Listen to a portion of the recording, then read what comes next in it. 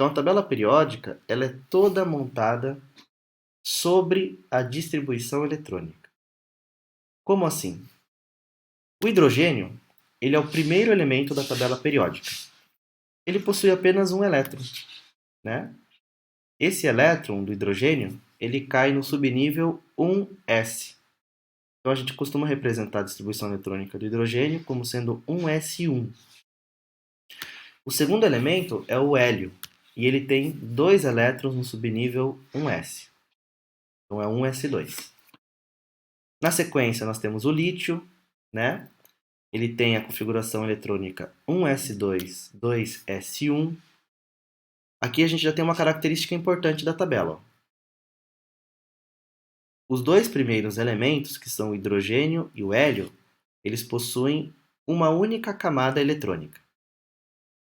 Quando surge o lítio, ele passa a ocupar a segunda linha porque surge nele uma segunda camada eletrônica. Então, todos os elementos que virão na sequência do lítio vão possuir a mesma quantidade de camadas eletrônicas que ele. Então, nós temos também uma outra característica importante que a gente tem que destacar aqui, é que todos os elementos posicionados na mesma coluna apresentarão a mesma quantidade de elétron no mesmo subnível.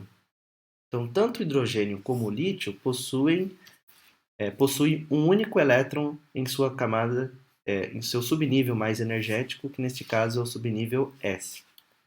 Na sequência, nós temos o berílio, né, que vai ocupar dois elétrons aí no seu subnível 2s. Então, S1, S2. Lá do outro lado, nós temos o boro. E a partir do boro, nós temos a aparição do subnível P. Então, o boro ele possui um elétron no subnível P. Então, a gente coloca ele na posição P1 da tabela periódica. Na sequência, nós temos o carbono, com dois elétrons. Né? Perceba que o elétron, o segundo elétron, ele é colocado no segundo orbital, segundo a regra de Wolfgang Pauli e a regra de Undy, que eu expliquei para vocês na aula sobre números quânticos. Tá? Se alguém não assistiu essa aula, dê uma conferida lá que eu expliquei o fato do segundo elétron ser colocado no segundo orbital. Então, o carbono está posicionado na coluna P2. Depois nós temos o nitrogênio com o terceiro elétron P3, o oxigênio com o quarto elétron P4, o flúor com o quinto elétron P5 e, por fim, o neônio com o sexto elétron P6. O hélio ele é uma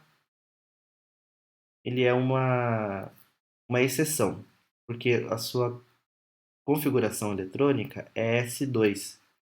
Segundo essa configuração eletrônica, o hélio deveria ser colocado no grupo do berílio, mas ele apresenta propriedades muito mais próximas aos gases nobres do que ao berílio. Então, por isso que ele é posicionado lá junto com os gases nobres.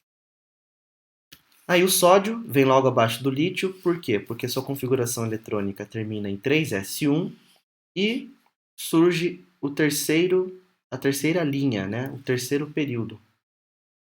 Na sequência, nós temos o magnésio, 3s2, alumínio, né? Surge também outro subnível P.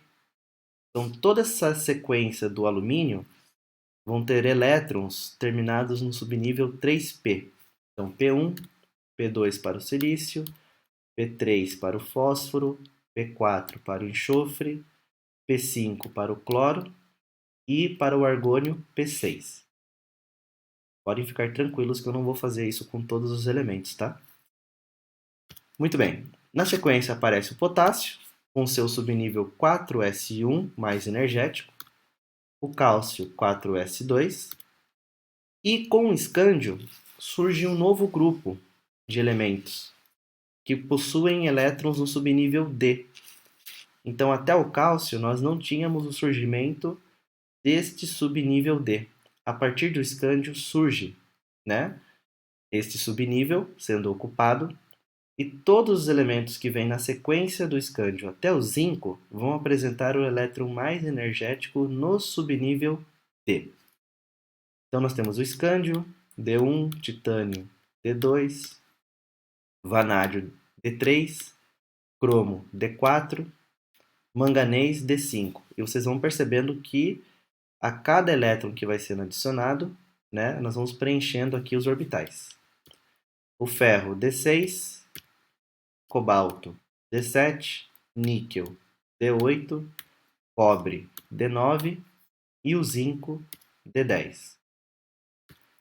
Aí nós temos o galho. A partir do galho, essa sequência que eu acabei de falar para vocês, ela vai se repetindo. E a tabela periódica vai sendo construída de acordo com esta configuração eletrônica. Então, cada elemento está posicionado de acordo com a quantidade de elétrons no subnível mais energético e de acordo com o número quântico principal no qual eles estão inseridos. Então, quando a gente olha para a tabela periódica, nada mais estamos olhando para um reflexo da distribuição eletrônica segundo a teoria da construção, né? Aquela teoria de Aufbau. Eu expliquei para vocês também numa aula anterior, certo? Esse slide está super pesado porque eu trabalho construir isso aqui, viu? Então, quando a gente olha para a tabela periódica, ela mostra para nós a posição de acordo com a distribuição eletrônica. Isso faz com que nós sejamos capazes, por exemplo, né, quando a gente pega um elemento químico, por exemplo, o estanho, e a gente faz a distribuição eletrônica do estanho, eu não vou fazer toda a distribuição eletrônica dele aqui, mas eu tenho certeza que o último elétron do estanho vai cair no subnível 5p2.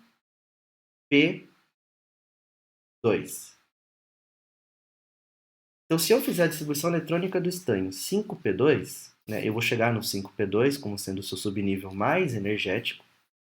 Eu tenho certeza que ele está no quinto período, ocupando a posição na família P2. Então, a tabela periódica ela funciona como se fosse aquele jogo Batalha Naval, né? Nós temos as linhas, né, as famílias e os períodos que a gente pode usar como coordenadas para identificar um elemento na tabela. Então, quando a gente faz a distribuição eletrônica de qualquer elemento que seja, nós somos capazes de identificar a posição daquele elemento na tabela, tá? De acordo com as características dos elétrons mais energéticos na distribuição. Por isso que é muito importante quando a gente dá um destaque para o subnível mais energético, certo? Até aqui, alguém quer fazer alguma pergunta? Quer tirar alguma dúvida? Ficou claro essa ideia da tabela periódica ser um reflexo da distribuição eletrônica? Sim? Então tá certo. Às vezes tem muitos de vocês que podem ter aprendido, né, no ensino médio desta forma. Alguns acabam não vendo desta forma a tabela periódica, mas ela é construída desta maneira, tá? Então nós temos 4 blocos principais na tabela periódica. Nós temos o bloco S, que são aqueles elementos que têm seu subnível mais energético em subníveis S. O bloco D, que é essa parte central da tabela periódica. O bloco P, que é esse bloco da direita, né? Tanto o bloco P como o bloco D são os maiores blocos que nós temos. E o bloco F, que são essas duas linhas que estão na parte inferior da tabela periódica. Essas duas linhas elas estão aqui posicionadas para facilitar a construção da tabela, porque na verdade elas ocupariam um espaço entre o subnível, o bloco S e o bloco D. Mais adiante eu vou mostrar para vocês como que isso funcionaria, né? Então é como se a tabela periódica fosse um mapa mundi, né? E cada bloco seria um continente, vamos dizer assim. E nós somos capazes de identificar os elementos dentro desses grupos de acordo com a distribuição eletrônica deles, né? Aliás, aquela pergunta do porquê que os elementos que pertencem à mesma família apresentam propriedades químicas semelhantes, a resposta é essa. Elementos que pertencem à mesma família possuem propriedades semelhantes porque a sua distribuição eletrônica é semelhante. A quantidade de elétrons na camada de valência é igual. Isso faz com que eles tenham propriedades químicas e físicas parecidas. Tá? Então, a tabela periódica é formada por 18 colunas, tá certo? Começando aqui na primeira coluna da esquerda, com hidrogênio, concluindo lá na coluna 18, nos gases nobres. São chamados de colunas, grupos ou famílias. Esse termo família ele é um pouco mais antigo, mas ainda é bastante utilizado. A terminação coluna é a mais utilizada hoje, né? Grupos também, mas colunas é a mais utilizada. Então, por exemplo, a gente vai se referir ao flúor, a gente fala, o flúor está na coluna 17. Ou você pode falar que ele está no grupo 17 ou na família 7A. Então, na sequência, eu vou dar um pouco mais de explicação a respeito disso para vocês também. Tá? Esses elementos, que são os elementos, né, metais de transição interna, eles não pertencem a nenhuma coluna. Não existe essa classificação para eles. Tá certo? Com exceção desses dois elementos aqui, ó, o laurêncio e o lutécio, que eles estão posicionados nesses dois espaços em branco aqui. Tudo bem? E nós temos 7 períodos. Os períodos são as linhas nas horizontais. Né? Então, o grupo do lantanídeo ele pertence ao 6º período e o grupo dos actinídeos pertence ao 7º período. Os elementos que são colocados no mesmo período, eles possuem a mesma quantidade de camadas eletrônicas. Todos eles. Então, todos os elementos, por exemplo, posicionados no 2º período, quando a gente faz a distribuição eletrônica deles, nós vamos encontrar 2 camadas. Então, vou pegar aqui, por exemplo, o carbono. Se nós fizermos a distribuição eletrônica do carbono por camada, nós vamos encontrar 2 elétrons na camada K e 4 elétrons na camada L. 2 camadas, segundo período. Se nós fizermos a distribuição eletrônica do polônio, vai ficar enorme. Mas eu tenho certeza que ao concluir, nós vamos ter 6 camadas, né? A camada camada L, M, N, O, P. Então, com certeza, o polônio ele vai concluir no nível P e, pela posição que ele está na tabela periódica, eu sei que ele vai ter 6 elétrons nesta camada de valência. Certo? Também vou explicar para vocês com um pouquinho mais de detalhe essa questão. Então, esses dois blocos laterais nós chamamos de elementos representativos. Os elementos representativos também são designados como sendo grupo A. Então, cada coluna pode ser também representada por um número romano seguido pela letra A.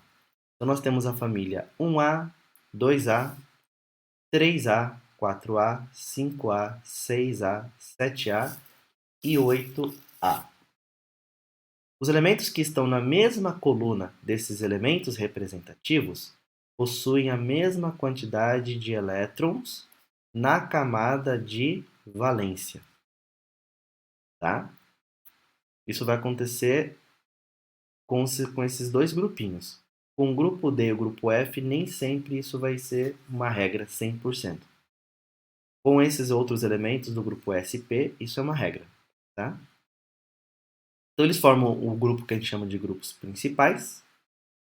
E as configurações eletrônicas semelhantes dos elementos do mesmo grupo são a causa das propriedades semelhantes destes elementos. Nós temos uma diversidade muito grande de elementos nesses dois grupos. Nós temos metais, como por exemplo os elementos do grupo S. Também existem metais aqui no grupo P, como o alumínio, o estanho, o índio. E também temos elementos que são considerados ametais, ou seja, não são metais, né? Como os elementos gasosos, né? Os gases nobres. Nós temos aqui o flúor, oxigênio, cloro, bromo, iodo, enxofre, que são elementos não metálicos. Esses grupos eles recebem também alguns nomes especiais. Então, os elementos do grupo 1A são chamados de metais alcalinos.